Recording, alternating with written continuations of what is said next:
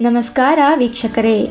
ಭಾರತದಾದ್ಯಂತ ಪ್ರತಿ ವರ್ಷ ಅತ್ಯಂತ ವಿಜೃಂಭಣೆಯಿಂದ ಆಚರಿಸಲಾಗುವ ಗಣೇಶ ಚತುರ್ಥಿ ಹಬ್ಬವು ಕೇವಲ ಧಾರ್ಮಿಕ ಆಚರಣೆಯಷ್ಟೇ ಅಲ್ಲ, ದೇಶಭಕ್ತಿ, ಸಾಮಾಜಿಕ ಏಕತೆ ಮತ್ತು ರಾಷ್ಟ್ರೀಯ ಚೇತನೆಯ ಸಂಕೇತವೂ ಆಗಿದೆ. ಆದರೆ ಈ ಸಾರ್ವಜನಿಕ ಗಣೇಶೋತ್ಸವಕ್ಕೆ ಚಾಲನೆ ನೀಡಿದ ಮಹಾನ್ ವ್ಯಕ್ತಿ ಯಾರು ಎಂಬ ಪ್ರಶ್ನೆಗೆ ಉತ್ತರ ಲೋಕಮಾನ್ಯ ಬಾಲಗಂಗಾಧರ ತಿಲಕ್.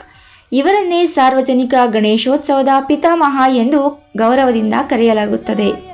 1856ರ ಜುಲೈ 23ರಂದು ಮಹಾರಾಷ್ಟ್ರದ ರತ್ನಗಿರಿ ಜಿಲ್ಲೆಯಲ್ಲಿ ಜನಿಸಿದ ಬಾಲಗಂಗಾಧರ ತಿಲಕ್ ರವರು ಬಾಲ್ಯದಿಂದಲೇ ಪ್ರತಿಭಾವಂತ ವಿದ್ಯಾರ್ಥಿಯಾಗಿದ್ದರು.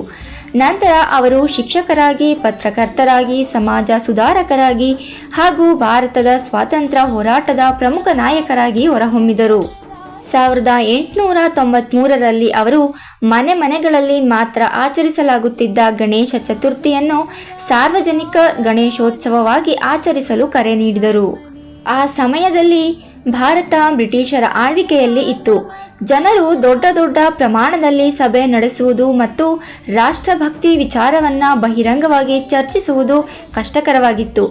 ಈ ಸವಾಲನ್ನು ಅರ್ಥ ಮಾಡಿಕೊಂಡ ತಿಲಕ್ ರವರು ಧಾರ್ಮಿಕ ಆಚರಣೆಯ ಮೂಲಕ ಜನರನ್ನು ಒಂದೆಡೆ ಸೇರಿಸುವ ಹೊಸ ಮಾರ್ಗವನ್ನು ಕಂಡುಕೊಂಡರು.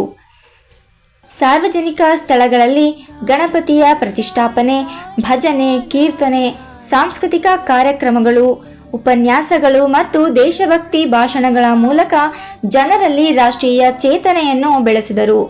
ಈ ಉತ್ಸವವು ಕೇವಲ ಪೂಜೆಗೆ ಸೀಮಿತವಾಗಿರದೆ ಸಮಾಜದ ಎಲ್ಲ ವರ್ಗದ ಜನರನ್ನು ಒಂದೇ ವೇದಿಕೆಯಲ್ಲಿ ಸೇರಿಸಿತು.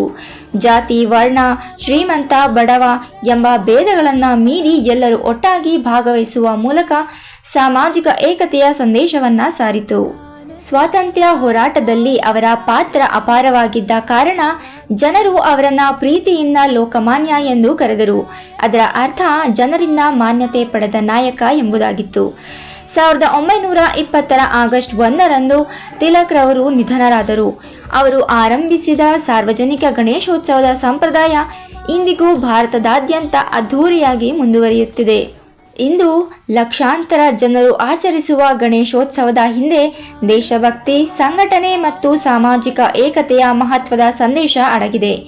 ಹೀಗಾಗಿ ಗಣೇಶೋತ್ಸವವನ್ನು ಆಚರಿಸುವ ಪ್ರತಿಯೊಬ್ಬರೂ ಈ ಪರಂಪರೆಯನ್ನು ಜನರಿಗೆ ತಲುಪಿಸಿದ ಲೋಕಮಾನ್ಯ ಬಾಲಗಂಗಾಧರ ತಿಲಕ್ ರವರ ಸೇವೆಯನ್ನು ಸ್ಮರಿಸಲೇಬೇಕು.